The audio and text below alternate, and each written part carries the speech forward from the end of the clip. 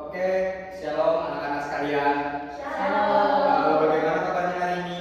Baik. Luar biasa. Oke, Bapak akan absen dulu. Apakah kita semua hadir? Yang pertama ada Nanda. Ada Pak? Nanda hadir. Selanjutnya ada Richard. Oke, Richard. Helena, Hadir Pak. Elizabeth. Selanjutnya ada Jessica. Hadir Pak. Oke, semuanya sudah hadir. Nah, untuk memulai kegiatan pembelajaran kita, sebelumnya mari kita bersatu di dalam doa. Mari kita berdoa. Tuhan, terima kasih di pagi hari ini kami dapat berkumpul di tempat ini, tidak berkekurangan satu apapun. Sebentar lagi anak-anakmu akan melaksanakan proses pembelajaran. Tuhan sertai dari awal pertengahan hingga berakhirnya nanti, agar pembelajaran yang kami dapat hari ini dapat berguna untuk kami, khususnya sebagai anak-anak Tuhan. Banyak yang ingin kami perlukan, tapi Tuhan mengetahui apa yang kami perlukan untuk ke depan dan sekarang. Bersama-sama kami ucapkan amin. Nah, tujuan pembelajaran kita pada kali ini adalah untuk memahami bagaimana pentingnya firman Tuhan di dalam kehidupan kita. Oke, kita langsung masuk ke dalam materi bahasan kita.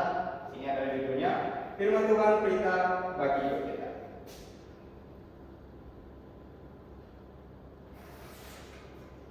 Oke, di sini kita membahas tentang pentingnya firman Tuhan di dalam kehidupan kita. Nah, di sini digambarkan firman Tuhan itu adalah sebagai sumber kekuatan di dalam kehidupan kita. Dia juga berfungsi sebagai pedoman hidup. Nah, firman Tuhan adalah sumber kekuatan, penghiburan dan arahan dalam menghadapi tantangan hidup. Tanpa adanya firman, kita akan tersesat ke dalam kegelapan dunia. Ini gambar apa? Berita. Berita, ya benar. Firman Tuhan itu diibaratkan sebagai berita. Ada yang tahu nggak kenapa kira-kira firman Tuhan itu diibaratkan sebagai berita? Apa? Elizabeth ya? Tidak tahu. Ada yang tahu? Mungkin ada yang mencoba menjawab? Ya, Lea. Sebagai berita, karena di situ digambarkan sebagai sesuatu yang terang. Mhm. Ketika kita punya masalah hidup itu kan maksudnya cenderung gelap, nggak tahu arah kemana. Ya betul. Ketika kita membaca firman Tuhan, kita seperti pelita, kita menemukan terang. Jadi kita seperti menemukan jalan. Iya, terima kasih. Benar yang dikatakan Lea. Nah, menurut KBBI, kita berikan berita dulu. Berita adalah lampu yang menggunakan bahan bakar minyak. Kata ini juga bisa berarti sesuatu yang menjadi penerang, seperti cahaya atau sesuatu yang membuat terang. Nah, jadi firman Tuhan itu sebagai penerang jalan atau pelita, kita memberikan kejelasan dan kesejukan hati kita saat kita berjalan dalam hidup yang penuh tantangan dan pergumulan. Ilustrasi mudahnya seperti ini. Teman-teman tahu malam hari kan? Apa yang identik dengan malam hari? Iya, betul. Kalau kita berjalan di malam dengan posisi tidak ada penerangan seperti pelita, apa yang akan terjadi? Ada tawaran Pak. Tidak tahu arah, terjatuh, benar. Kalau kita berjalan dengan senter, memegang senter pada malam hari, apakah semuanya itu akan terlihat? Berikan Pak. Nah, begitulah ibaratnya firman Tuhan. Jadi, kalau hidup kita tanpa adanya firman Tuhan, mungkin kita akan goyah. Tidak menentu arah kehidupan kita seperti apa. Kita tidak tahu apa yang menjadi kebutuhan kita untuk ke depannya. Tapi dengan adanya pelita tadi, firman Tuhan berguna sebagai penerang, penunjuk arah di dalam kehidupan kita. Nah, bisa baca ini bersama-sama Mazmur 119 ayat 105. 1, 2, 3. Firman-Mu itu pelita bagi kakiku dan terang bagi jalanku. Iya. Selanjutnya adalah firman Tuhan sebagai kekuatan dan arah. Ya. Nah, dengan kita membaca dan menemukan firman Tuhan, kita memperoleh kekuatan dan kebijaksanaan.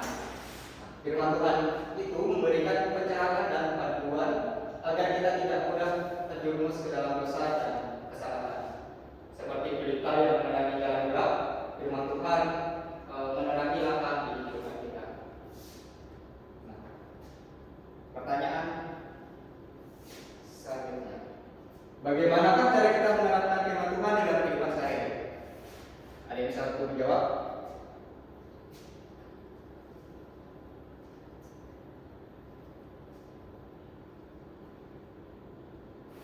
Bagaimana cara kita menerapkan firman Tuhan dalam kehidupan sehari-hari? Ada yang bisa bertanggung jawab Bapak? Oke, sepertinya masih belum. Kita langsung saja ke materi bahasan.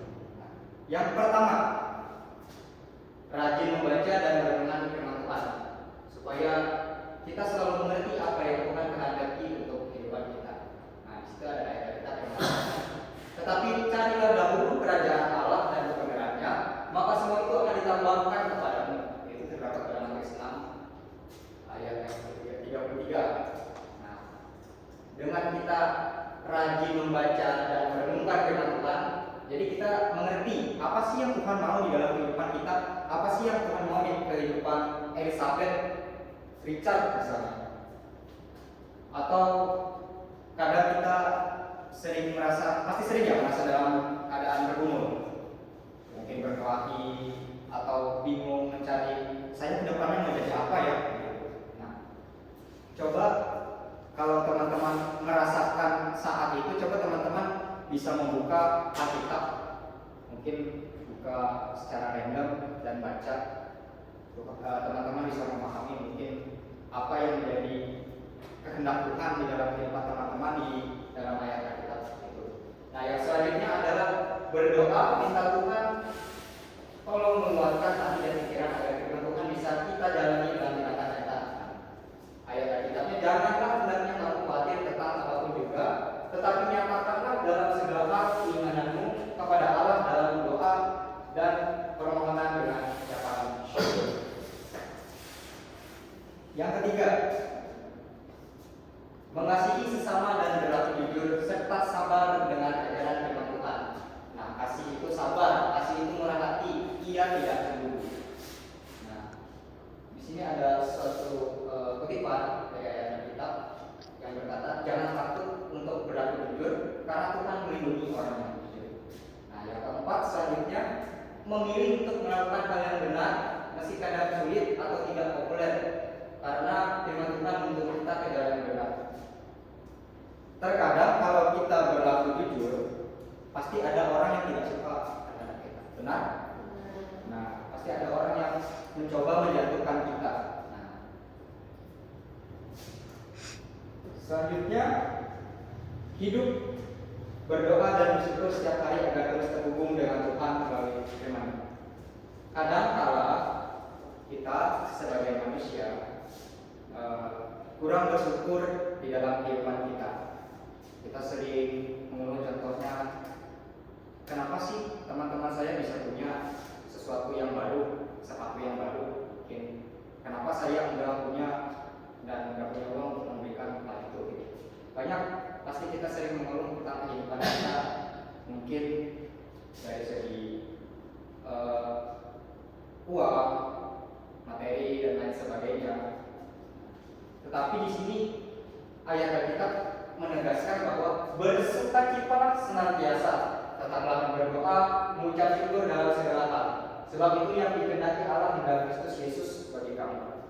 Jadi teman-teman jangan merasa bersedih hati atau merasa minder dengan kekurangan kita, tetapi kita harus senantiasa mensyukuri apa yang selalu terjadi di dalam kehidupan kita. Tetap mensyukuri bagaimana Tuhan dapat membentuk teman-teman melalui kekurangan itu. Yang menjadi kehendak Tuhan adalah bagaimana teman-teman untuk kita tetap bisa bersemangat menjalani kehidupan teman-teman. Kita masuk ke dalam kesimpulan. Firman Tuhan bukan hanya bacaan rutin, tetapi harus menjadikan prinsip hidup yang diterapkan setiap hari. Di firman Tuhan adalah berita yang penting agar kita tidak tersesat.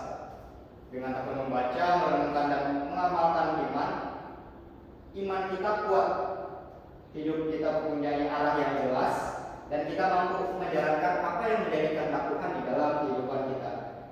Jadikanlah firman Tuhan itu sebagai berita tetap dalam hidup agar setiap keputusan dan tindakan dipenuhi hikmat dan kasih Allah. Dengan demikian kita menjadi terang dan membawa berkat bagi diri sendiri dan orang lain.